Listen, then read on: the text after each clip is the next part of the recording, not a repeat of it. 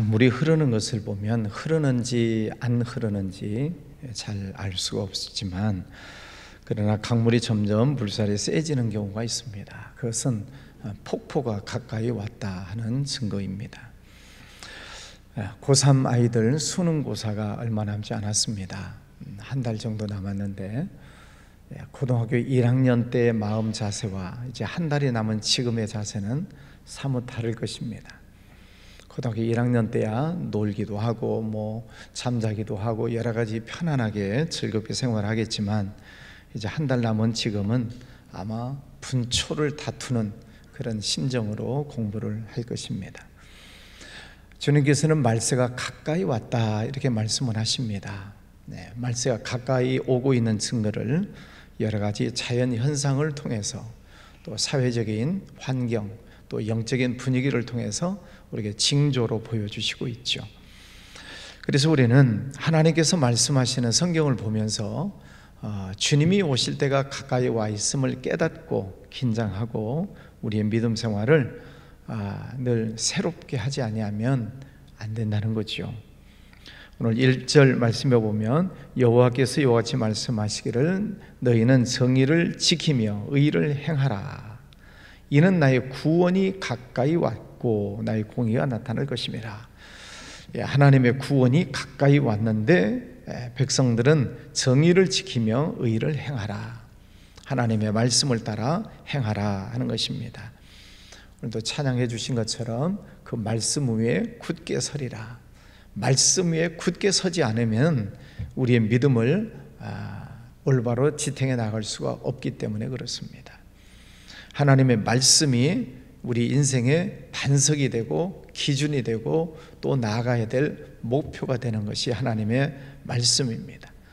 그 하나님의 말씀대로 우리가 살아가는 것이 공평하게 정의롭게 사는 길이죠. 근데 이 말씀을 떠나면 무슨 기준을 가지고 살죠? 사람들이? 생각해 보세요. 성경을 떠나면 사람들이 무슨 기준을 가지고 사는가? 다 자기 생각대로 삽니다. 내 생각대로. 그게 자기 기준이라고 생각해요. 그러나 자기 생각이 기준이 될 수는 없는 거죠. 또 그 기준을 다른 사람에게 적용할 수도 없습니다. 그러다 보면 싸움이 일어나죠. 결국은 이 세상의 어떤 돈이나 명예나 권력이나 세상적인 그 어떤 것이 내 인생의 기준이 될 수가 없습니다. 기준은 흔들리면 안 되죠. 어렸을 때 학교 다닐 때 체육 시간 되면 너 기준 하고 손 들고 있어야 됩니다. 그러면 그 아이는 가만히 서서 손 들고 있으면 좌우로 정렬, 그래서 이제 공미체조 기준을 세우는 이 아이가 막 돌아다녀 버려요. 그냥 지가 이쪽으로 갔다가 저쪽으로 갔다가, 그러면은 체육 시간은 엉망이 되는 거죠. 하나님의 말씀은 1.1핵도 변함이 없다. 하나님의 말씀은 태초부터 창세기부터 요한계시록까지 변함이 없습니다. 그 말씀을 기준 삼아서 그 말씀에서 하라는 것은 하고 하지 말라는 것은 하지 말고, 그래서 우리가 늘 말씀을 읽어야 되고 말씀을 들어야 되고 말씀을 공부해야 되고, 그 말씀을 기준 삼아서 하나님 앞에 가까이 나아가야 된다 하는 것입니다. 구원이 가까이 와 있다. 물론 이사야 선지자가 예언을 하고 있는 때는 BC 700년경입니다. 지금부터 2700년 전 얘기예요. 그러니까 그 이사야가 예언을 하고 있는 구원이라고 하는 것은 바벨론에서의 해방을 의미하는 것도 있고, 좀 더 멀리 보자면 메시아이신 예수 그리스도가 탄생하시는 것을 예언하기도 하고, 더 멀리를 보자면 예수님의 재림을 얘기하기도 하고. 그러나 멀리 놓고 생각하면 하나님의 말씀이 나와 상관이 없죠. 하나님의 말씀은 멀리 있는 말씀이기도 하지만 오늘 나에게 주시는 말씀이에요. 내게 주시는 말씀. 그래서 오늘 나에게 어떤 말씀을 주시는가, 말씀을 읽고 듣고 묵상하면서 내 마음속에 성령께서 감동으로 주시는 말씀, 깨닫게 하시는 말씀, 생각나게 하시는 말씀을 붙들고 실천해 나가는 거죠. 구원이 가까이 와 있다. 어떤 사람이 복이 있는가? 안식일을 지켜 더럽히지 아니하며 그 외에 손을 금하여 모든 악을 행하지 아니하여야 하나니 이와 같이 하는 사람, 이와 같이 굳게 잡은 사람은 복이 있느니라. 하나님의 말씀을 잘 지키는 사람, 또 안식일을 기억하여 거룩하게 잘 지키는 사람, 손을 금하여 악을 금하는 사람, 죄를 짓지 않는 일들이죠. 하나님 앞에서의 부끄러움이 없는 삶, 또 사람과의 관계 속에서도 나쁜 짓을 하지 않는 그 사람이 복이 있다 말씀을 하십니다. 자, 이처럼 하나님의 말씀을 기준 삼아서 살아가고 있는 사람들은 7절 말씀에 보면 내가 곧 그들을 나의 성산으로 인도하여 기도하는 내 집에서 그를 기쁘게 할 것이라.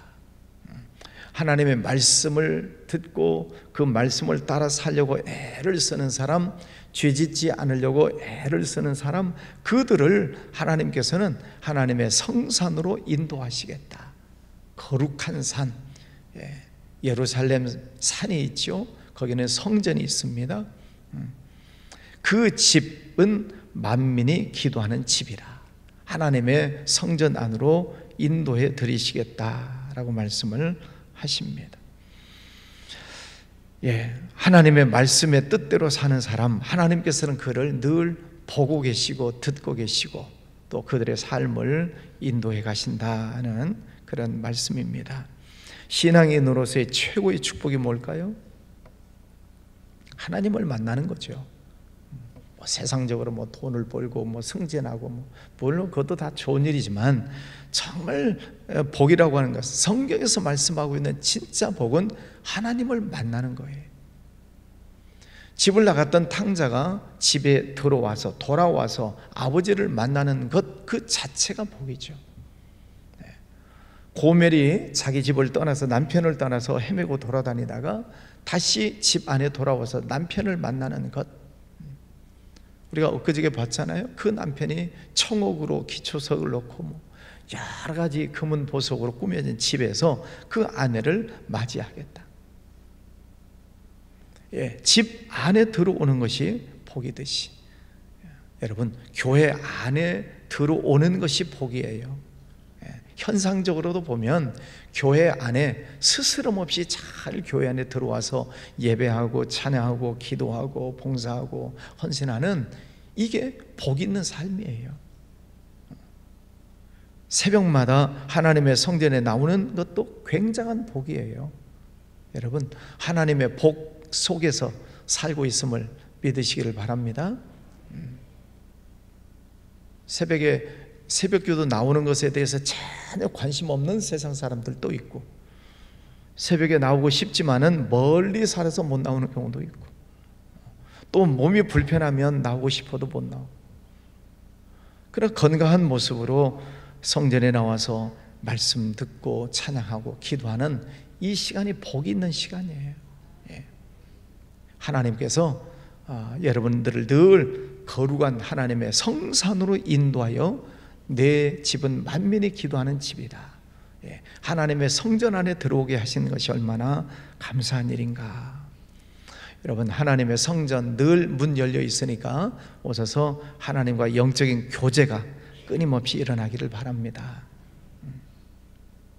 교회 안에 오셔서 성경 읽고 기도하시고, 낮에 보면은 교회 항상 문 개방되어 있으니까 오셔서 기도하고 가시고 기도하고 가시는 분들이 종종 있어요. 감사한 일이죠. 자, 이방인이라도 그랬어요. 3절에 보면 여호와께 연합한 이방인은 말하기를, 또 6절에도 보면 또 여호와와 연합하여, 이방인인데도 여호와와 연합한 사람들이 있어요. 그 사람들은 나는 부족합니다, 나는 연약합니다, 나는 마른 나무입니다, 그러지 말라는 거예요. 하나님과 연합된 그 사람들은 하나님을 기쁘시게 하고 하나님이 말씀하시는 안식일을 지키고 여호와의 이름을 사랑하고 종이 되고 그 안식일을 더럽히지 아니하고 나의 언약을 굳게 지키는 이방인마다, 이방인이라 할지라도 하나님과 연합된 사람이 있다는 거예요. 그들은 하나님이 버리지 않으시지요. 그래서 그들을 하나님의 백성과 똑같은 그런 은혜를 주세요. 출애굽기에 보면은 이스라엘 백성들이 모세에 의해서 430년 동안 종살이 하다가 출애굽을 합니다. 이스라엘 백성들만 출애굽한 게 아니에요. 성경을 자세히 보시면 물론 하나님이 이스라엘 백성들을 출애굽시키시지만 그때 같이 섞여 살았었던 잡족들도 같이 나와요. 그래, 이방인들도 백성들이 따라 나갈 때 같이 따라 나와요. 그 사람들은 복 있는 사람들이죠. 우리는 성경적으로 보면은 우리 대한민국 사람들은 이방인이에요. 성경적으로 보면 이스라엘 백성들은 선민이다, 성민이다 그래요. 근데 하나님께서 우리 이방인인 우리 대한민국 사람들을 부르셔서 우리에게 복음을 주시고 하나님의 교회를 세우시고 하나님께서 우리 백성에게 또 선교에 대한 사명을 주시고 이 대한민국 땅을 하나님께서 축복해 주시잖아요. 뭐 정치는 저런 모양이지만은 어쨌든 하나님께서 이 나라를 축복해 주시고 계세요. 하나님이 주신 축복을 우리가 잘 관리하고 하나님께서 기뻐하시는 곳에 흘려보내야 되죠. 전도하고 선교하고. 어제 저녁에 부르키나파소 아이들 와서 뭐 찬양하고 또 춤추고 또 선교사님 오셔서 간증하시는 말씀을 들었어요. 아프리카에서도 가장 가난한 나라, 그 가난한 나라 중에서도 가난한 동네 애들, 글자도 모르는 애들이 많대요. 지금 온 애들도 글자를 모르는 애들이 있대요. 그런 아이들을 다 불러다가 선교사님이 가르치고 또 입혀주고 먹여주고 성경을 쓰게 하고 성경을 외우게 하고 29년 동안 그랬더니 전국에서 1등하는 아이가 나오고 전국에서 수학 경시대에서 1등하는 아이가 그 아이들 중에서 나오고 할렐루야. 그게 선교지요. 이방인인 우리 민족을 하나님께서 부르셔서 그렇게 귀한 곳에 쓰시지 않습니까? 우리는 기도하고 또 하나님께서 주신 축복을 또 흘려보내는 거죠. 그들을 하나님과 연합된 그들, 이방인이지만 그들을 하나님께서는 성산으로 인도하시겠다, 만민이 기도하는 집 안으로 인도하시겠다 약속을 하세요. 하나님께서는 늘 우리에게 은혜의 문을 열어놓고 계시고 또 축복의 문도 열어놓고 계세요. 그래서 우리에게 와라, 목마른 자들아 다 주의 앞에 나와라. 그런데 문제는 9절부터 12절입니다. 문제는 들의 모든 짐승들아, 숲 가운데 모든 짐승들아 와서 먹으라. 이스라엘의 파수꾼들은 맹인이요 다 무지하며 벙어리 개들이라. 짖지 못하며 다 꿈꾸는 자들이요 누워있는 자들이요 잠자기를 좋아하는 자들이니. 이스라엘 백성의 지도자들입니다.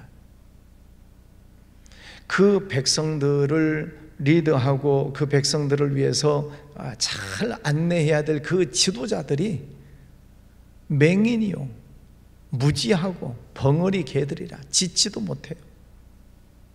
다 뭐 꿈꾸는 자들, 누워있는 자들, 잠자기를 좋아하는 자들. 그러니 그 나라가 올바로 서겠습니까? 지도자들의 그 형편이니 그 나라 꼴이 어찌 되겠어요? 들의 모든 짐승들아 와서 이들 다 잡아 먹어버려라. 무서운 일 아니에요? 지도자들이 깨어 있어서 양떼들을 보호하고 양떼들을 푸른 초장으로 잘 안내를 해야 될 책임을 지고 깨어 있어야 될 텐데 그 지도자들이, 목자들이 다 잠자고 있고 게을러 터져 있으니 들짐승들이 와서 양떼 다 잡아먹는 거 아니에요? 그래서 북이스라엘은 아수르가 잡아먹고 남유다는 바벨론이 잡아먹고 다 잡아먹어버리는 것입니다. 우리나라 지도자들을 위해서 기도해야 됩니다. 여야를 막론하고 대통령 또 여야 지도자들을 위해서 끊임없이 우리는 기도해야지요. 또 교회 지도자들을 위해서도 기도해야 됩니다. 저를 비롯해서 우리 교회 장로님들, 안수집사님, 권사님들 영적 지도자로 하나님께서 임직받게 하셨잖아요. 영적 지도자들이 깨어 있어야 됩니다. 그런데 이스라엘 파수꾼들은 맹인이요 무지하고 벙어리 개들이고 다 누워 있는 자들이고 잠자기를 좋아하고, 그러면 양떼들이 다 짐승들이 와서 잡아먹어버리는 거죠.